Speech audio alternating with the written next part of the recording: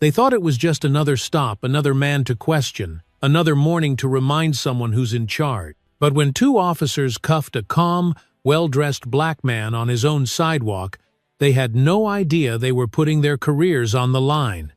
Because this wasn't just any man.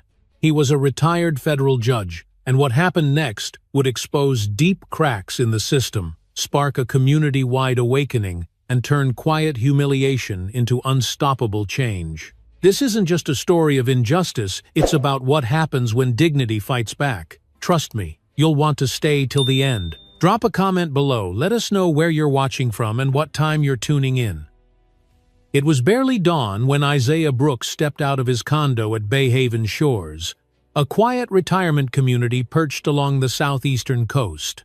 The ocean air was cool and salty, the sky painted a soft gray blue, with wisps of fog still clinging to the palms.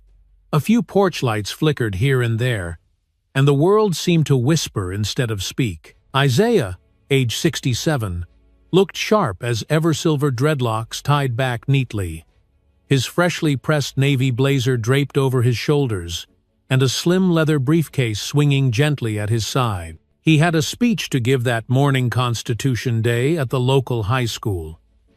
It was a yearly tradition. He'd speak about justice, due process, the strength of the law. He took it seriously.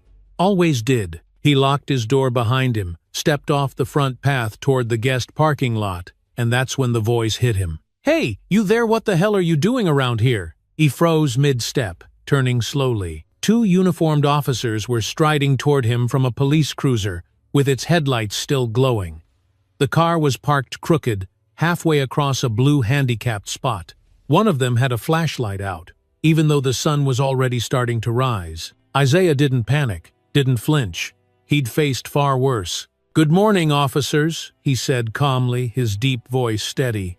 "Is something wrong?" The taller one stepped forward, hand resting on the butt of his holstered pistol.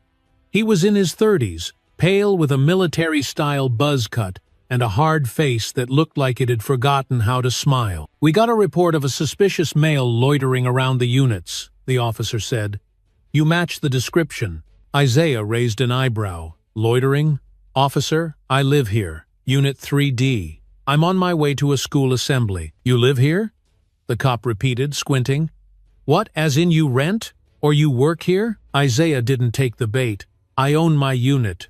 Moved in about 6 weeks ago. You got ID?" "I do." Isaiah nodded, reaching slowly toward his coat.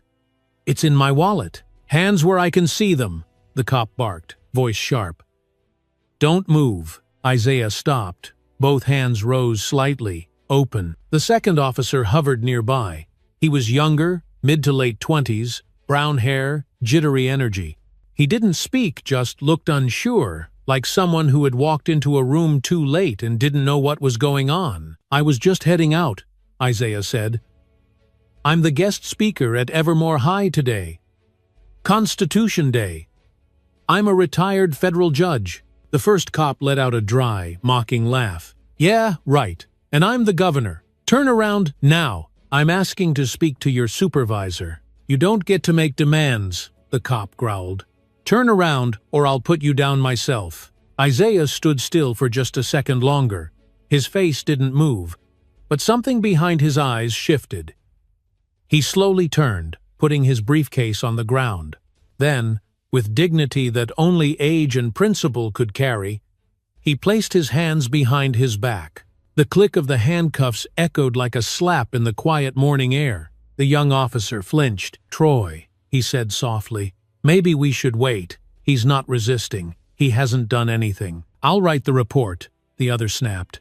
"Don't worry about it."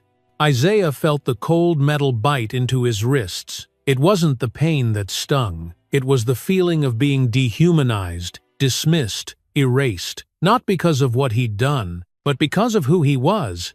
Or, more specifically, what he looked like. A curtain on the third floor shifted. Vivian Ortiz, 73, leaned against the railing with a steaming mug in one hand and her iPhone in the other. She narrowed her eyes, steadied her phone, and hit record. She knew Isaiah. They'd talked at the HOA meet and greet. He'd brought deviled eggs and offered to carry her folding chair. He'd been kind, respectful, gentle, and now he was being treated like a criminal. Isaiah didn't say a word as they moved him to the front of the cruiser. His shoes clicked lightly on the pavement. He looked up briefly and locked eyes with Vivian. He nodded just once and she knew he saw her. A neighbor's dog barked in the distance. Another porch light flicked on. The younger cop looked increasingly uncomfortable. "Sir," he whispered, "if you just cooperate, this'll be over soon." Isaiah's voice was low but firm. "Do you know what day it is, officer?" Dalton blinked. "It's Tuesday? It's Constitution Day." The younger man looked away. Landers had his radio up now. "We've got one in custody. Black male, late 60s, non-compliant, suspicious behavior, requesting backup." "Non-compliant?" Isaiah repeated under his breath. "Suspicious?" He shook his head, bitter amusement mixing with sorrow. The irony was so thick, it was almost laughable. Almost. Vivian lowered her coffee, picked up her landline, dialed a number she hadn't used in years. "Chief Wallace, it's Vivian Ortiz. We've got a situation out here. Yes, Bay Haven Shores. You're going to want to see this for yourself." Isaiah stared down the street. His Lexus was parked not 15 feet away. His briefcase lay on the concrete, abandoned. And in that moment, as the breeze blew softly through the palms and the morning fog began to lift, he realized something. This wasn't about law. This wasn't about a report or suspicion or patrol. This was about being seen as someone who didn't belong. And for a man who had spent 4 decades defending the Constitution, there was no greater insult. It was only 6:12 a.m., and the nightmare had just begun. Isaiah stood quietly beside the police cruiser, his hands still cuffed behind his back, his briefcase lying untouched on the pavement a few steps away. The morning air felt heavier now, like it knew something was wrong. Across the lot, a young mother froze mid-stride, holding her toddler's hand tightly as she stared. A man out for his usual jog slowed down, then stopped altogether, one earbud still dangling as he pulled out his phone. A wordless tension spread over Bay Haven Shores like a fog thick, suffocating, and growing. Officer Landers stalked around Isaiah like a predator sizing up prey. He puffed out his chest, radiating fake confidence, as though the man in front of him dignified, composed, and decades his senior was somehow a threat. "What were you doing out here so early, huh?" Landers demanded. "What's in the briefcase? You casing the units? Looking for a soft target?" Isaiah turned slightly. "I told you already. That briefcase has papers for a speech I'm giving this morning. I live in Unit 3D. You can confirm it. Ask the HOA, or ask my neighbors." Landers stepped in closer, close enough to smell the cologne on Isaiah's jacket. "Don't get smart. You think dropping fancy words is gonna change what I see?" Isaiah didn't move. "And what is it that you see?" Landers didn't answer. He just stared. Dalton, the younger officer, hovered behind them, noticeably uncomfortable. His eyes darted up to the balconies where more and more residents had begun to gather. He saw Vivian Ortiz still filming, her face tight with concern, her phone steadily recording every second. Dalton looked back at Isaiah. "Sir, we really don't want this to get out of hand. If you could just sit tight." "Out of hand?" Isaiah interrupted, his voice calm but firm. "Officer, you handcuffed me in front of my own home, accused me of breaking into a building I paid for with my pension and my blood pressure medication in the fridge. And you want me to just sit tight?" Dalton opened his mouth but didn't know what to say. Isaiah exhaled slowly. "Let me go into my unit. I'll show you my driver's license, my HOA tag, utility bill, whatever you need." Landers waved his hand dismissively. "Nope, not happening. We'll wait for backup. Let them deal with it." "So your plan," Isaiah said, staring straight ahead, "is to keep me cuffed on the sidewalk like a runaway felon until someone else arrives to tell you I belong here?" Landers sneered. "Exactly." From above, Vivian's voice rang out. "He's telling the truth!" Heads turned. "That man is Isaiah Brooks," she continued. "He moved in last month. We had coffee. He's a retired judge, for heaven's sake." Landers squinted up. "Ma'am, go back inside. This doesn't concern you." It concerns all of us when you abuse a neighbor, she shot back. This is wrong. And you know it. Dalton flinched. Vivian wasn't just another resident. She was known in the building, respected, feisty, and loud when she needed to be. Vivian turned away from the balcony, muttering to herself as she pulled up a number on her phone. Come on, Hank, she whispered. Pick up, pick up. When voicemail came on, she didn't wait. She hung up and dialed someone else, a name in her contact list marked with a single word, Pastor. The line rang twice before a voice answered. Vivian, you all right? Marcus, it's urgent, she said. They've got Isaiah cuffed outside the building. You need to come, now. Back in the lot, Isaiah shifted his stance slightly, trying to relieve the growing pain in his shoulders. The cuffs were starting to bite into the bone, but the pain was secondary. It was the eyes on him that stung the most. He'd spent a life earning respect, and in 5 minutes, 2 uniforms had stripped him of it in front of his community. Landers radioed again, a hint of irritation in his voice. Unit still not on site. Suspect remains combative. Crowd is forming. Need assistance. Dalton stepped closer to his partner, voice low. Troy, I really think we should take the cuffs off. He's not resisting. And the situation's escalating. You take him off. It's your paperwork, Landers snapped. I'm not getting reprimanded over some sweet-talking fraud. He's not a fraud, Dalton murmured. He's a judge. You know how many guys say that? Landers snorted. Trust me, he's bluffing. But Dalton wasn't so sure anymore. Just then, a black SUV came speeding up the road and pulled into the lot. It hadn't even stopped fully when the door swung open. Reverend Marcus Clay stepped out fast, walking like a man on a mission despite the slight limp in his left leg. Isaiah, he called. Isaiah looked up, surprised.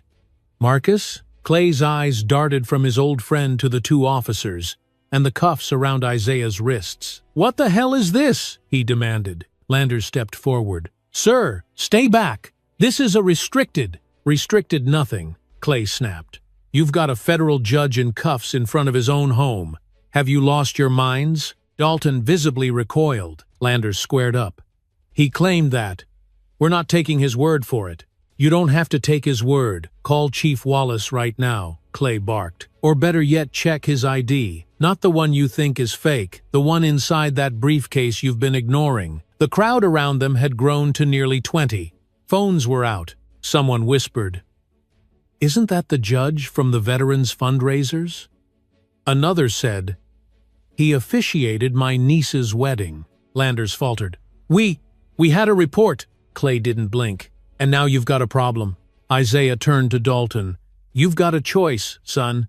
Do the right thing. Dalton looked from Isaiah to the crowd, then back at Landers. His hand trembled slightly as he reached for the keys. Landers hissed, Dalton, don't be stupid. But Dalton didn't stop. He inserted the key, turned it. The cuffs popped open. Isaiah gently brought his hands forward, wincing slightly as he rolled his shoulders. He didn't rub his wrists, didn't raise his voice. He just looked straight at Landers and said nothing. Clay stepped beside him. Come on, friend. Let's get you inside. Isaiah nodded, picked up his briefcase, walked. Behind them, Landers stood frozen, fists clenched, face burning. Dalton stayed quiet, watching the cuffs hang loosely in his hand. In the distance, sirens finally screamed into the morning air. But for Isaiah Brooks, they were too late. The damage had already been done, and the reckoning had just begun. Inside his condo, Isaiah Brooks sat quietly on the edge of his living room sofa, his hands resting gently on his knees. The blinds were half open, casting soft lines of light across the carpet. The distant sound of voices outside filtered in through the windows, muffled, but unmistakable. People were talking, watching, waiting. Reverend Marcus Clay stood by the window, his posture rigid as he peeked through the blinds. Outside, the patrol car still sat, its doors wide open. A few more neighbors had gathered along the walkway, phones in hand. Some were filming, some whispering, and some just stood in silence, struggling to process what they had just witnessed. I've never seen anything like that, Clay muttered, shaking his head slowly. Isaiah didn't reply at first. He just stared at the floor, his jaw clenched, his shoulders still squared, despite the weight of what had happened. After a long pause, he finally spoke, his voice low and steady. "That wasn't the first time I've been profiled, Marcus. But it might be the first time it happened 20 feet from my own front door, in a neighborhood I worked 40 years to afford." Clay turned to face him. "You want me to call someone? I can get through to folks at the courthouse, or the district attorney's office." Isaiah exhaled slowly. "Not yet. Let's see how they handle it on their own." Just then, a knock came at the door, 3 quick taps. Isaiah looked up. "That's Vivian." Clay opened the door. Vivian Ortiz stepped in briskly, holding her phone like it was loaded with evidence, which it was. Her short gray hair was slightly windblown from standing outside, but her expression was focused, almost burning with purpose. "I recorded everything," she said without greeting. "I've got multiple angles, clear audio, and I've already tried calling Chief Wallace twice. No answer." Isaiah motioned toward the chair across from him. "Sit down, please." But Vivian didn't sit. She stood there, her stance firm. "This can't be swept away, Judge. You can't let this go. Not this time." "I'm not going to," Isaiah said calmly. "But I intend to let Chief Wallace have one chance to do what's right before we go nuclear." Vivian frowned. "And if he doesn't?" Isaiah looked at her with the same expression he used to give from the bench. "Then we give the public what they need to see." Outside, Officer Troy Landers was pacing like a dog chained to a tree. His jaw worked furiously as he muttered under his breath. Officer Dalton stood apart, near the squad car, avoiding everyone's eyes. The backup unit had finally arrived. A dark gray SUV pulled in slowly, and from it stepped Sergeant Karen Bell, mid-40s, sharp, seasoned, and in no mood for nonsense. She took in the scene with a glance. The residents with phones, the tension in the air, the 2 officers avoiding eye contact. Her instincts kicked in fast. "Report," she demanded. Landers approached with his usual bluster. "We got a call about a suspicious subject. Black male, mid to late 60s, loitering near the units. We approached. He was non-compliant, refused to answer questions." Dalton, standing behind him, flinched slightly. Bell narrowed her eyes. "You cuffed him?" "Yes, ma'am, for safety and compliance." She turned toward Dalton. "You agree with this version of events?" Dalton hesitated. "There's context." "What kind of context?" Dalton looked down. "He said he lived here. Repeatedly. Said he was a retired judge. No aggression. Cooperated." Bell's mouth tightened. She scanned the crowd again and spotted several phones still pointed in their direction. This was already spiraling. Inside, Isaiah rose from the couch and crossed to a tall bookshelf. He pulled down a leather folder labeled Credentials Federal. Inside was everything: his government ID, his retirement documents, even a letter of commendation from a former attorney general. He handed it to Vivian. "If Wallace doesn't act fast, we'll act faster," Isaiah said. Vivian flipped through the documents and nodded. "This is enough to bury them." Isaiah didn't smile. "I don't want to bury them. I want accountability. There's a difference." Clay's phone buzzed. He checked the screen. "It's Wallace," he answered. "Chief!" Wallace's voice on the other end was clipped, like a man who just found out the house was on fire. "I'm getting flooded with calls. What's going on?" Clay didn't hold back. "You've got 2 officers who just handcuffed a retired federal judge outside his own condo for suspicious behavior. It's all on video. The neighborhood's watching. This is about to blow." There was a pause. "I'm on my way," Wallace said. Sergeant Bell's radio crackled outside. "Be advised, Chief Wallace en route. ETA 12 minutes. Landers stiffened. Dalton's shoulders slumped. "We're screwed," Dalton muttered. "We're not," Landers hissed. "You keep your mouth shut, this goes away." "No," Dalton replied, eyes now firm. "It doesn't." Back in the living room, Isaiah stood at the window again, arms crossed. "You think Wallace will do the right thing?" Vivian folded her arms. "He'd be a fool not to. And if he tries to contain this?" "Then we contain him," Vivian said. Isaiah's expression darkened. "I'm too old to watch history repeat itself. Not on my street." Out front, Sergeant Bell began taking statements from witnesses. One of them, an elderly man in a USC ball cap, handed her a phone playing a video. In the footage, Landers was heard yelling at Vivian. "This doesn't concern you." Belle's face hardened. She turned to Dalton. "You uncuffed him, right?" "Yes, ma'am." "Why?" Dalton looked straight at her. "Because I believed him, and because I saw what we were doing was wrong." The sound of tires crunching on asphalt interrupted the moment. A black Ford Explorer pulled into view, lights flashing. Chief Hank Wallace stepped out quickly, his face drawn and serious. Isaiah saw him arrive and turned from the window. "He's here," Vivian whispered. Isaiah nodded. "Time to see what kind of man he really is." As Isaiah stepped outside, the crowd quieted. Conversations paused. Every phone raised again. People made space. Wallace met Isaiah halfway. The two men locked eyes. "Isaiah," Wallace began, his voice low, almost stunned. Isaiah's response was steady and cold. "You need to speak with your officers. Right now." Wallace nodded tightly.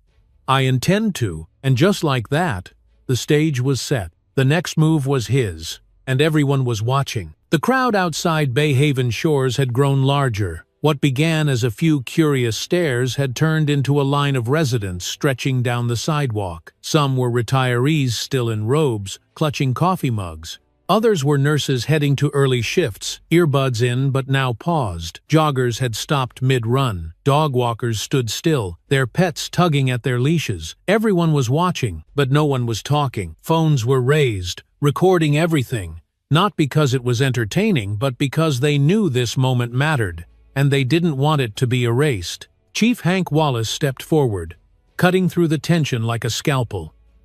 His pace was measured, each step deliberate. His eyes were locked on Officers Landers and Dalton. His expression? Cold, grim, controlled rage bubbling just beneath the surface. He stopped a few feet from them.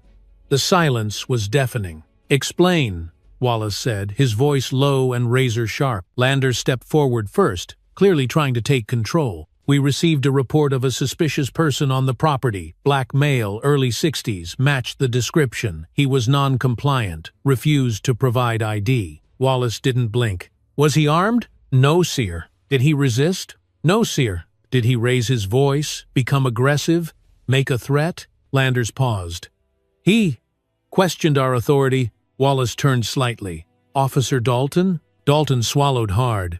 "Sir, Judge Brooks told us multiple times he lived here. He asked to show ID. He was calm the entire time. I advised we wait for backup." Wallace's voice darkened. "So why was he cuffed?" Dalton hesitated, then looked down. Landers made the call. Wallace turned to Landers again. "You handcuffed a retired federal judge walking to his car in his own neighborhood without probable cause and in front of nearly 24 witnesses?" Landers' jaw twitched. "I followed procedure." "No," Wallace snapped. "You followed your prejudice." A murmur rippled through the crowd. Some phones zoomed in. Wallace turned to Sergeant Karen Bell, who stood a few paces back with her arms crossed. "Take them both to Unit B. Separate them. I'll speak to Judge Brooks." "Yes, sir," Bell said. As the two officers walked away, Landers looked straight ahead, rigid and red-faced. Dalton followed behind, head low, the weight of what just happened crashing down on his shoulders. Inside Isaiah Brooks's condo, the air was heavy. Vivian Ortiz stood near the kitchen island, arms folded, eyes burning. Reverend Clay leaned against the wall, silent. Isaiah remained by the window, watching. When the knock came at the door, Isaiah didn't flinch. He opened it slowly. Chief Wallace stood there, hat in hand. "Isaiah," he said, voice softer now. "May I come in?" Isaiah gave a short nod and stepped aside. Wallace entered, giving brief nods to Vivian and Clay. "I know I don't have the right words for what happened, but I need to say this, in person." Isaiah didn't offer him a seat. Wallace found one himself and sat down, leaning forward with elbows on his knees like a man at confession. "I built my whole career on the idea that good cops protect people," Wallace said. "That our badge should mean something. But today, my badge didn't stop your hands from being cuffed." Isaiah remained standing. because your badge was in the wrong hands. Vivian chimed in, sharp. That man had complaints filed against him last year. Racial profiling, verbal aggression. Nothing happened. Today was the result of your silence. Wallace took it without flinching. You're right. I own that. Clay spoke next, his voice heavy.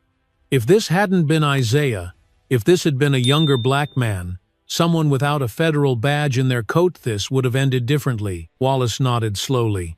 That thought has haunted me for the last 10 minutes. Isaiah moved to a small cabinet near the hallway and pulled out a binder. This is my documentation.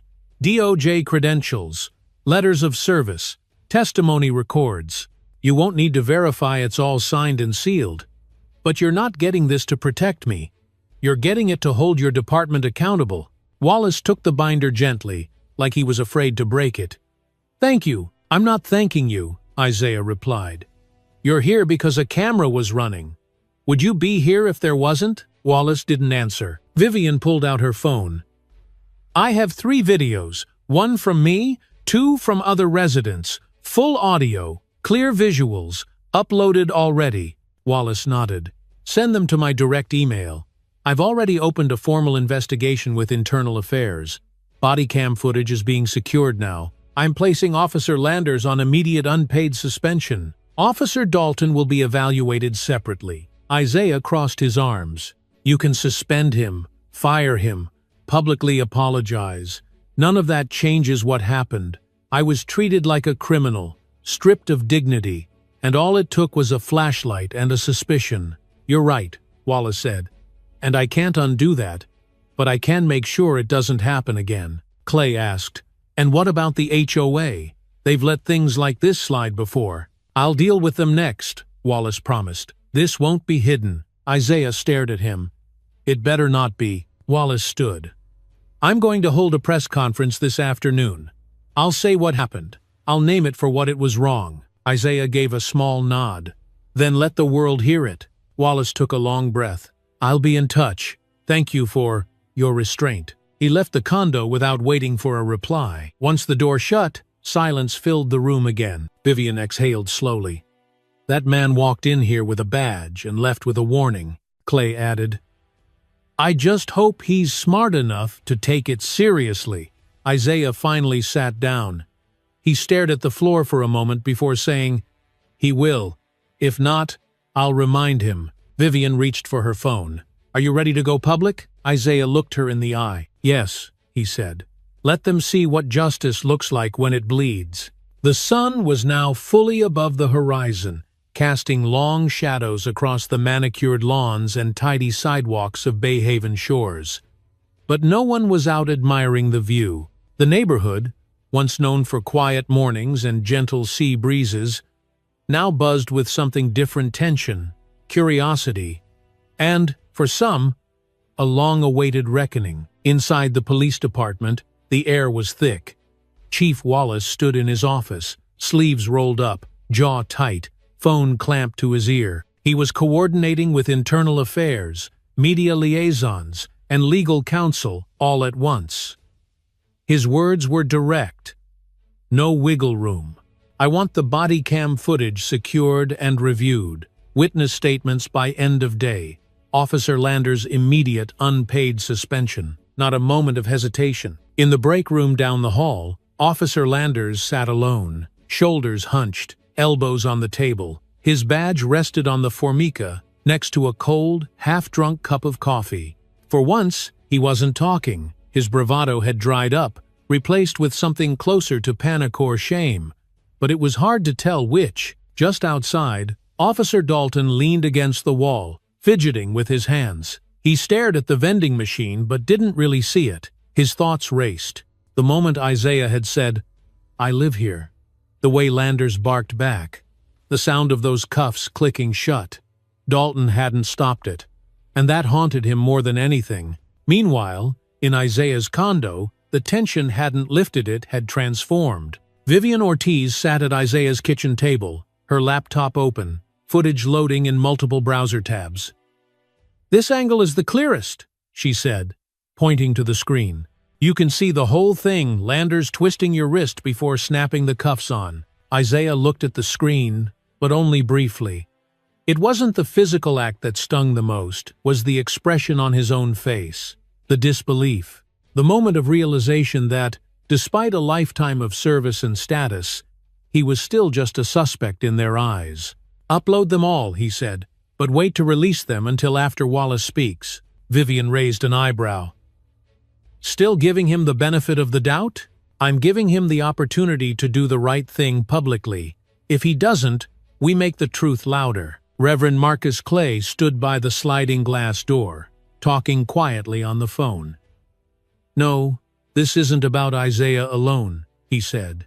"It's about every man like him, every woman, every person who's been told, 'You don't belong here. We're not asking for a seat at the table, we're demanding it now.'" Out on the street, the first media van rolled in, then another, then 3 more. Cameras were unpacked, microphones checked.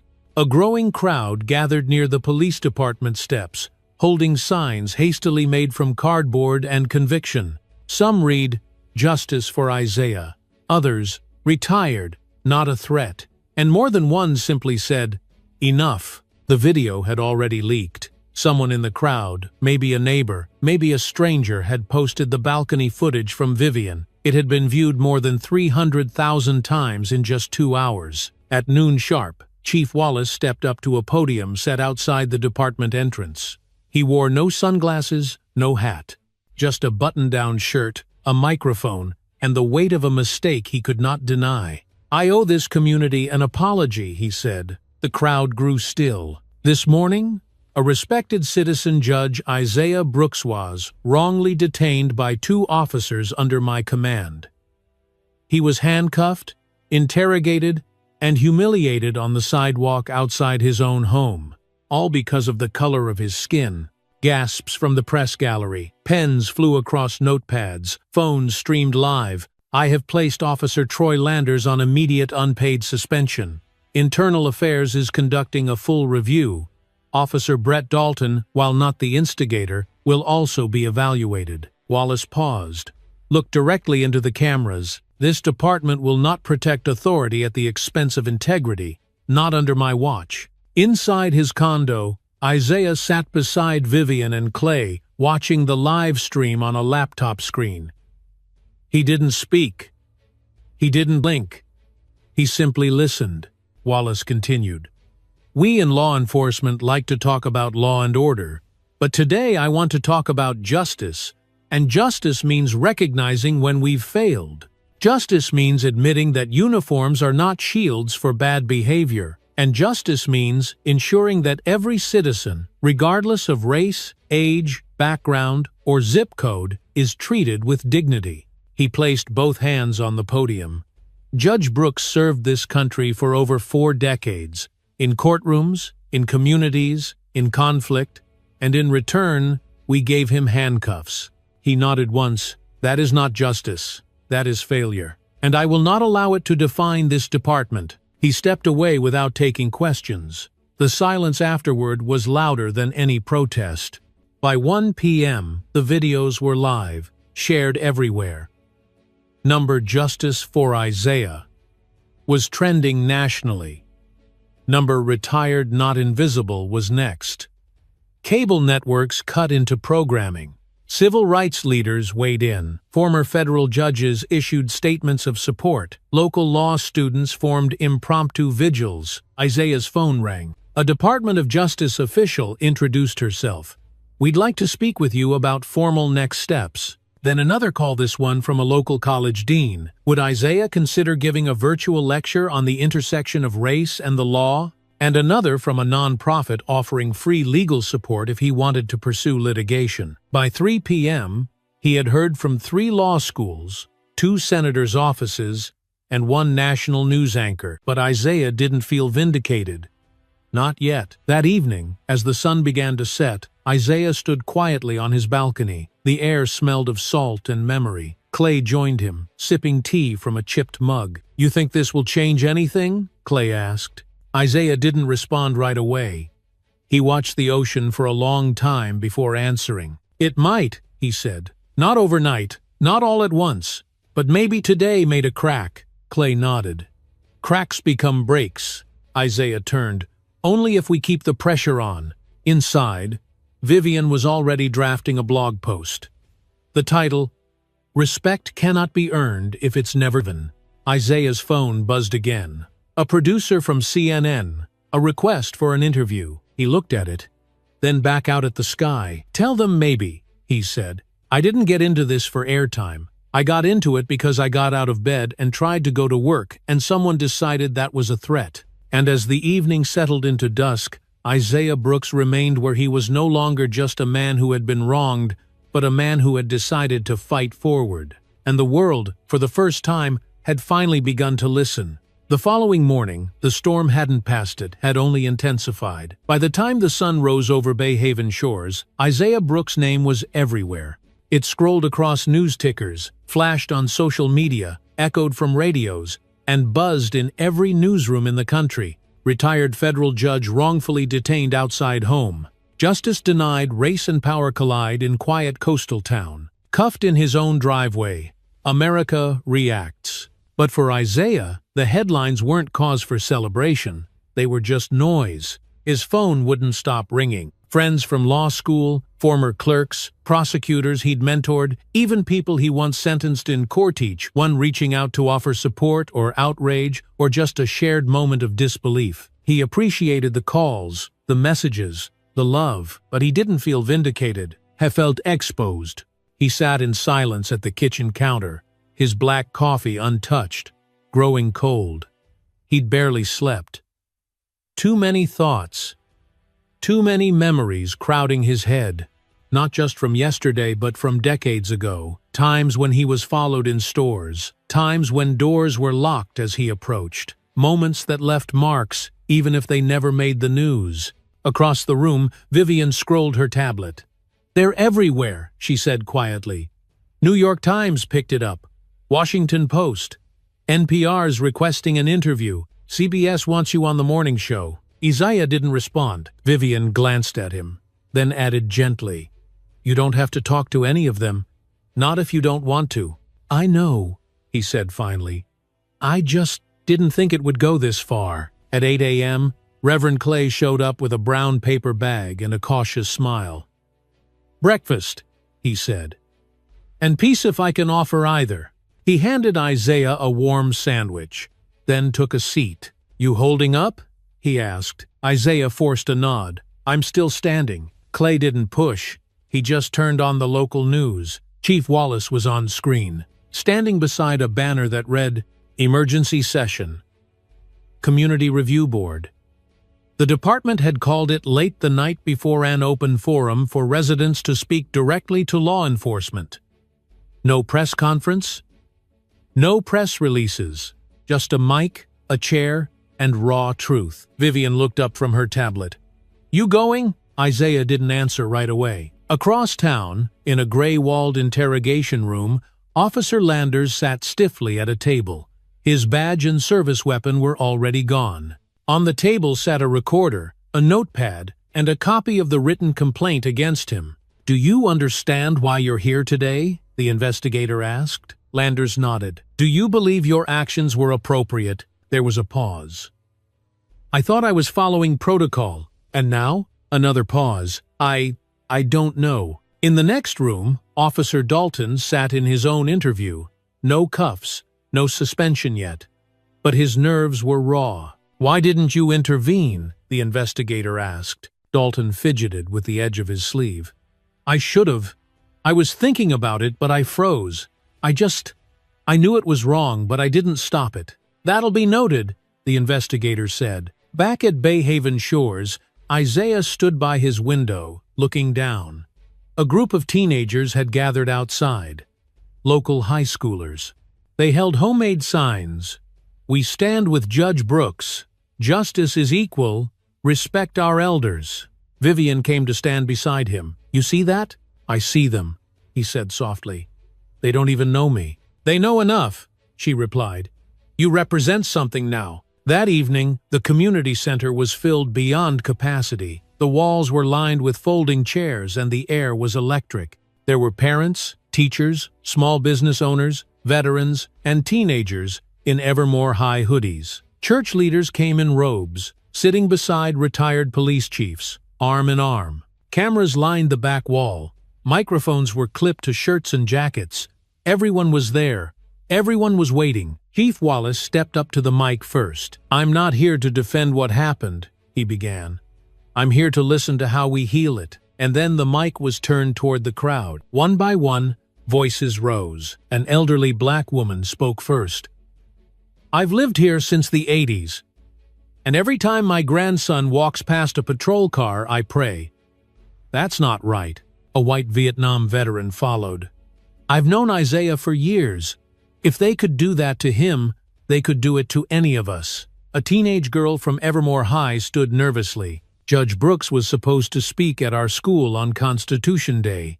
I wanted to ask him about civil rights. Instead, I watched a video of him being handcuffed. How do I make sense of that?" Wallace sat in silence. His face didn't flinch. He just listened, and then Isaiah stood. He didn't walk to the front. He didn't need to. He simply stood near the aisle, tall, composed, and steady. "My name is Isaiah Brooks," he said, "and I've spent my entire life upholding the law." The room quieted. People leaned in. "I've written rulings that changed lives, sent criminals to prison, protected victims, presided over weddings, sworn in judges, mentored young attorneys. But none of that mattered the moment a young man saw my skin and assumed I didn't belong." His voice didn't rise. It didn't have to. That assumption is the disease. That belief that black equals threat, that old means irrelevantis, a toxin. And it's not just in our police departments. It's in our neighborhoods, our schools, our sidewalks. He paused, then looked directly at Chief Wallace. "This is not about punishing one man. It's about changing the culture that made him think he was right." Silence followed. Then, a quiet voice from the crowd whispered, "Amen." Then applause. Soft at first, then louder and louder. People stood, some with tears in their eyes, others holding their children close. All of them changed. That night, the clip of Isaiah's speech went viral again. But this time, it wasn't just news. It was a message. That dignity doesn't come from a badge or a title, but from the truth we dare to speak, even after we've been silenced. By the end of the week, Isaiah Brooks' face had become a symbol not of rank or fame, but of quiet defiance. His photo, once tucked inside court programs and framed on courthouse walls, now appeared in digital artwork, rally posters, social media avatars, and hand-drawn signs held by kids in schoolyards. The irony wasn't lost on him. He'd spent his life in service to justice, but it wasn't until he was handcuffed on his own sidewalk that the world began to pay attention. But Isaiah hadn't asked for any of this. He didn't care about headlines. He didn't need applause. He wasn't chasing justice for the camera. He was doing it because it was time. Inside the community center, volunteers worked late into Friday night, organizing everything from the town hall, transcribed testimony, video footage, personal accounts. More and more residents were coming forward with their own stories, ones they had buried for years out of fear or futility. A mother recounted how her teenage son had been pulled over 5 times in a single month for driving too slow. An elderly man admitted he no longer walked his dog at night because "I don't like the way they look at me." A high school senior confessed she cried when she saw the video of Isaiah in cuffs because it reminded her of the time her father was detained in front of their church. People had found their voices, and more importantly, someone was listening. Vivian Ortiz had turned her second bedroom into what she jokingly called her command center. Laptops buzzed. Post-it notes covered the walls. Printouts of legal codes, transcripts, and citizen complaints lay in neat piles across her desk. She wasn't just documenting what had happened, she was building something. A movement. "This is bigger than Bay Haven," she told Isaiah one evening as she poured him a cup of tea. "This is bigger than you." "I know," he said quietly. "That's why I have to get this right." He hadn't returned to work, not that week, probably not the next either. His desk at the federal building remained untouched, the office door still bearing his name. But Isaiah had a new office, his living room, surrounded by folding chairs and community leaders, high school teachers, civil rights lawyers, and faith leaders from across the city. They weren't just talking, they were planning. They reviewed police policy, discussed civilian oversight structures, rewrote procedural language for field stops. Isaiah had spent a career enforcing laws. Now, for the first time, he was helping reshape how those laws lived on the streets. Across town, Officer Brett Dalton sat in limbo. He had been placed on paid administrative leave pending the conclusion of the internal investigation. Unlike Landers, he hadn't protested.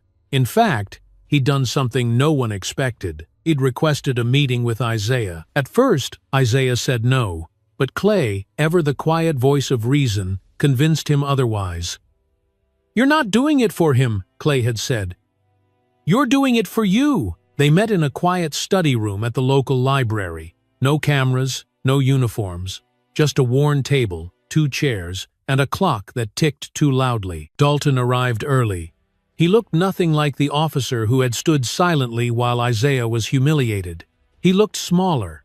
Not physically, but spiritually. He held his hat in both hands, his shoulders hunched like he was bracing for a sentence. "Judge Brooks," he began. Isaiah nodded. "Have a seat." Dalton sat. His voice trembled slightly. I want to start by saying I'm sorry. I know that's not enough. It probably never will be.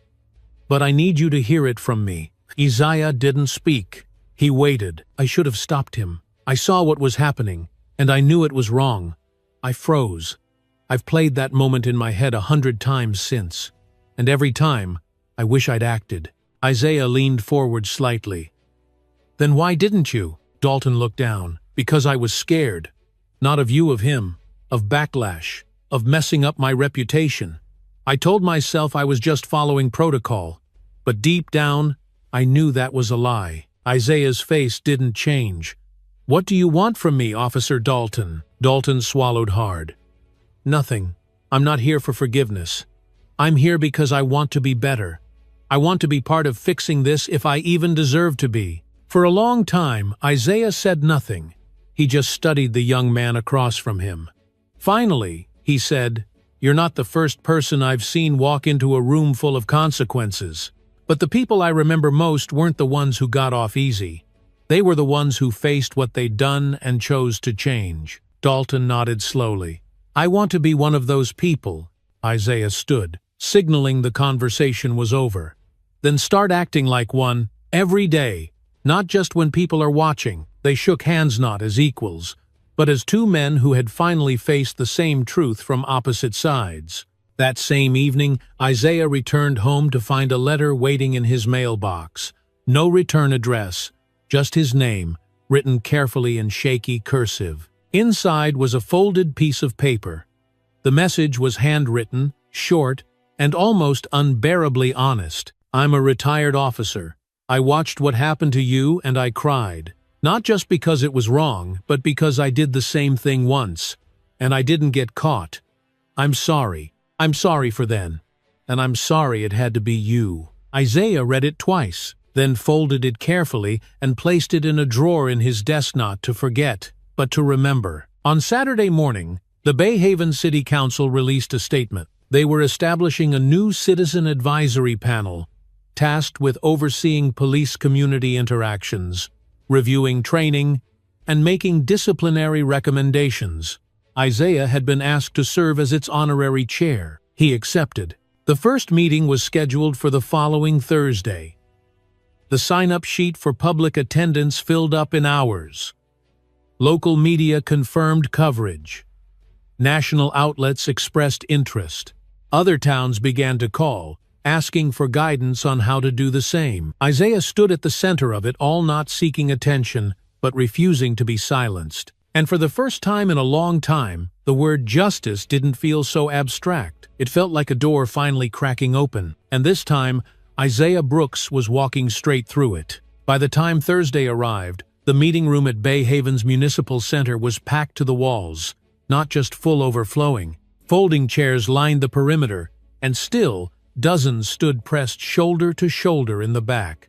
Some stood in the hallways, others watched through the windows. The energy was thick, part hope, part reckoning. Reporters lined the back wall, cameras already rolling. Local news anchors stood beside interns and national correspondents, all pointing mics toward the front of the room. Everyone there understood something important was happening, even if they didn't know yet exactly what it would lead to. Isaiah arrived through a side entrance. No fanfare, no entourage. Just a quiet man in a navy blue sweater, khakis, and the calm of someone who had long since stopped needing to prove who he was. His presence alone hushed the room, not out of fear, out of deep, earned respect. He gave a small nod to those who greeted him and took his seat at the front table. This was the first official session of the newly formed Citizen Advisory Panel. It held no legal authority yet, but it had something more powerful that night: the full attention of the town. A retired principal began the meeting, then a civil rights attorney. A local nurse stood next, recalling how she had once been stopped and questioned in the parking lot of her own hospital at 3 a.m. "I was in scrubs with a badge," she said. But all they saw was someone suspicious. Each speaker came with a story. Each story was different, but the feeling was always the same: being watched, being doubted, being treated as guilty until proven otherwise, and sometimes not even then. Then Isaiah rose. He didn't move toward the mic at first. He stood where he was, letting the weight of the silence settle in. "I've spent my life in courtrooms," he said slowly. "Rooms where we ask people to tell the truth, the whole truth, and nothing but the truth." A pause. But truth doesn't just live in courtrooms. It lives in neighborhoods, in classrooms, in sidewalks and parking lots and front porches, and sometimes it dies there too. The room was still. "What happened to me," he said, "wasn't a rare mistake. It was a symptom of a deeper sickness of belief that someone who looks like me must explain himself to exist." He looked out over the crowd, young faces, old ones, black and white, teachers and officers, parents and students. "I'm not here to destroy anyone," Isaiah said, "but I am here to help rebuild something that should have never been broken." There was no applause, not yet, just stillness, the kind that means people are hearing something they won't forget. Over the next hour, stories flowed. A father stood to say he had rehearsed how to survive a police stop with his 12-year-old son the night before. A teacher described the looks on her students' faces when she showed them Isaiah's video. "I told them this was their town, that they mattered, and then they saw someone like them in handcuffs." A former officer stood and cleared his throat. "I never said anything when I heard the jokes," he said. "I told myself I wasn't part of the problem. But silence is complicity. I see that now." Then Vivian stood, voice firm and unwavering. "We're not here because we hate the police," she said. "We're here because we love this community enough to demand better. Accountability isn't an attack, it's a promise. And it's overdue." The room finally erupted, not in chaos, but in applause. Long, rolling applause, not for one person, but for everyone who had found the courage to speak. After the meeting ended, no one rushed out. People lingered. They talked, shared stories, contact information, plans. Outside, the air was cool and quiet. Isaiah stepped out into the lot and looked up at the stars. There was a stillness to the night, but it wasn't silence.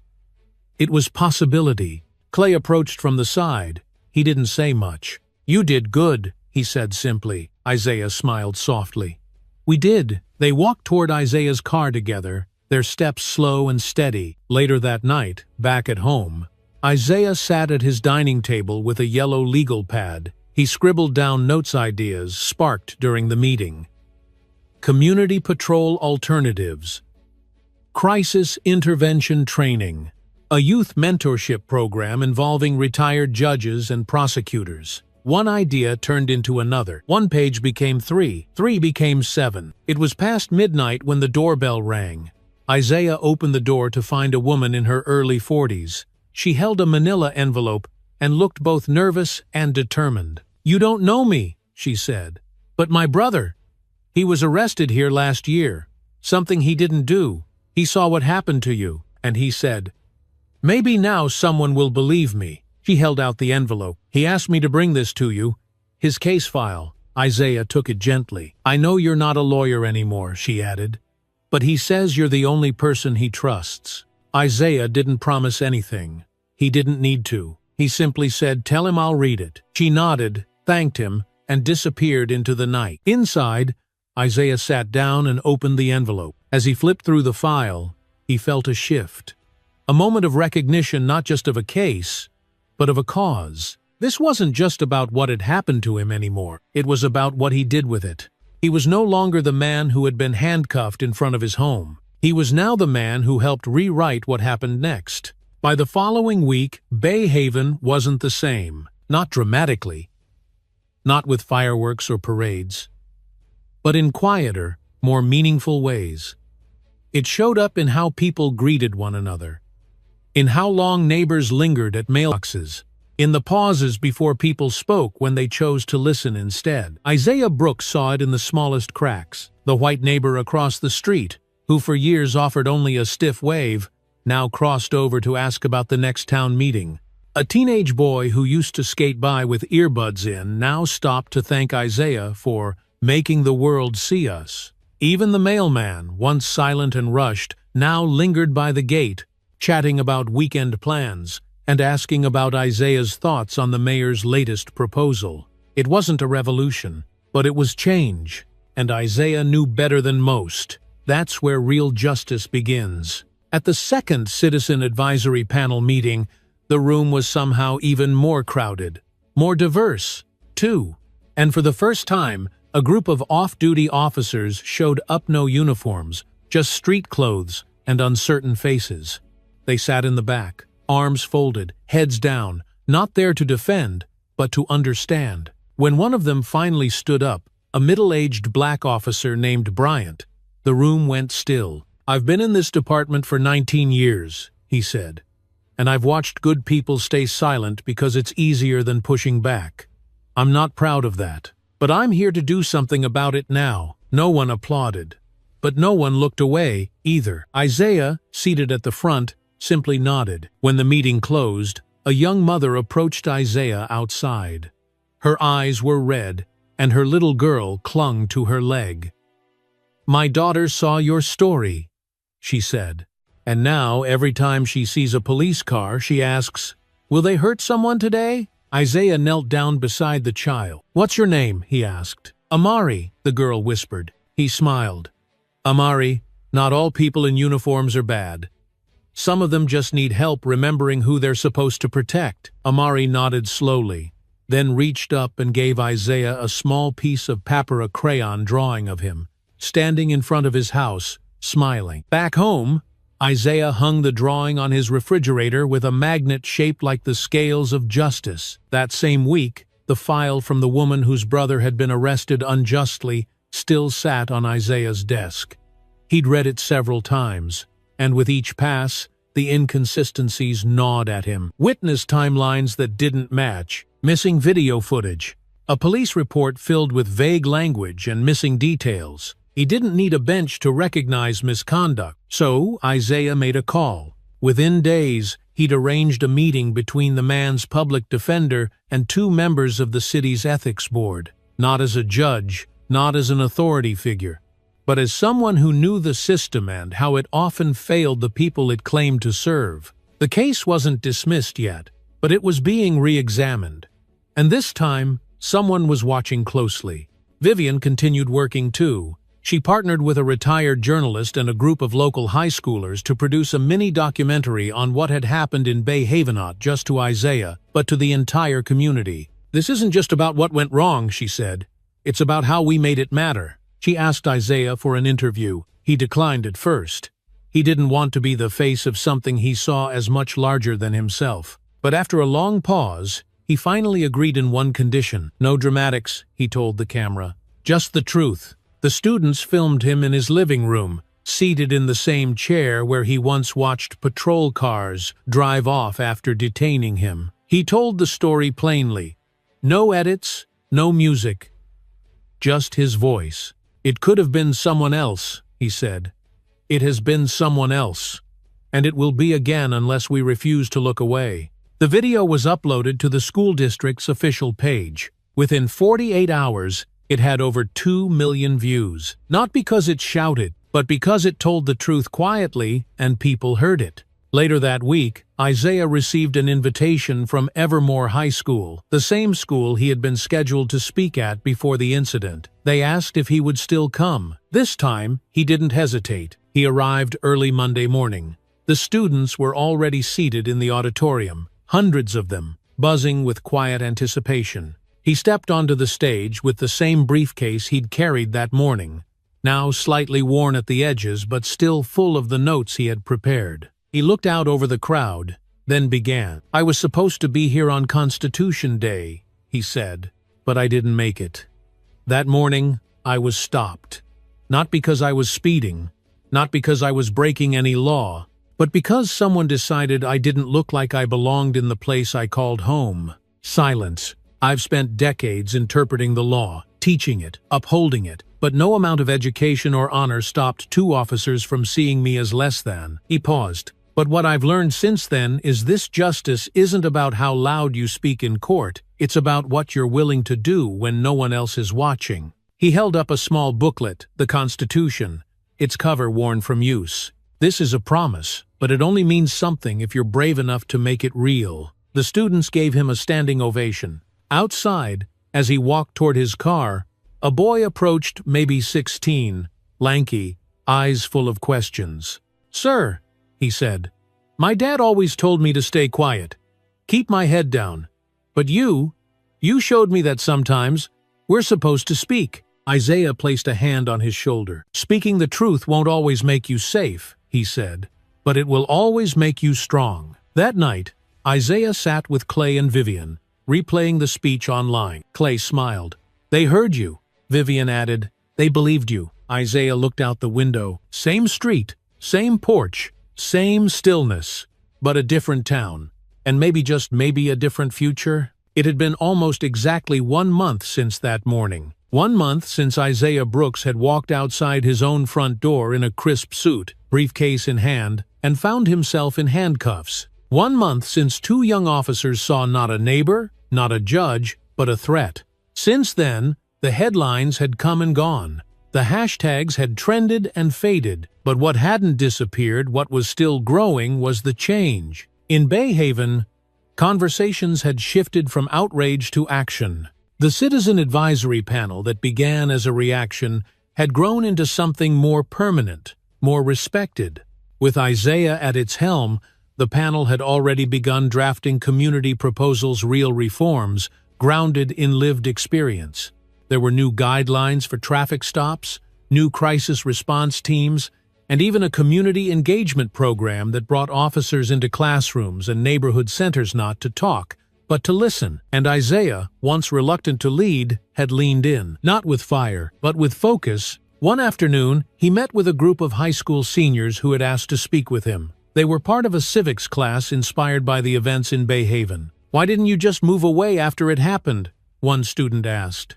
Isaiah paused before answering. "Because leaving wouldn't have made me safer. It would have just made me silent. And I've learned, silence is never safety.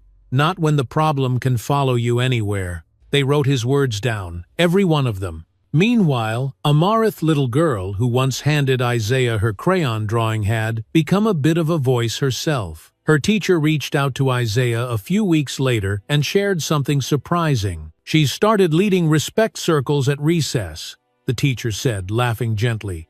"When kids argue, she gathers them together, makes them listen to each other. She says she's helping them remember to see with their hearts." Isaiah chuckled when he heard that. But inside, something stirred. The quiet power of seeds planted, and now blooming. The case Isaiah had intervened in the young man wrongfully arrested months before had officially been closed. Charges dropped, records sealed, the man's name cleared. His sister came by with a basket of homemade bread and trembling hands. "You changed our lives," she said. Isaiah looked her in the eye. "We changed it. Because you believed he was worth fighting for. And you didn't stop. Not everything changed overnight. Not every officer responded well to the reforms. Some resisted, some transferred. One even retired early in protest, but others stayed and grew. Officers like Bryant, who had once sat silently in the back row of a meeting, now helped train rookies on de-escalation and community relations. "We're not just teaching how to use a weapon," he told Isaiah. "We're finally teaching how to avoid using one." That mattered.